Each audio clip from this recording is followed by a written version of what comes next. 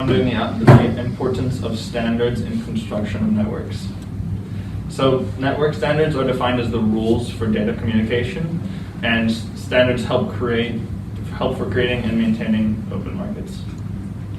So standards are important because without standards, manufacturers of network products would have no common ground on which to build their systems, and connecting with different products from various providers would be difficult and even impossible.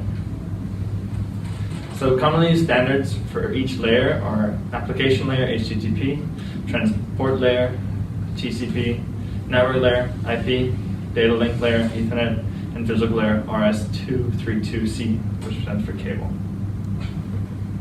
So types of standards there's two types. There's de facto. These are the standards that are followed without any formal plan or approval by any organization. HTTP was started as a de facto standard.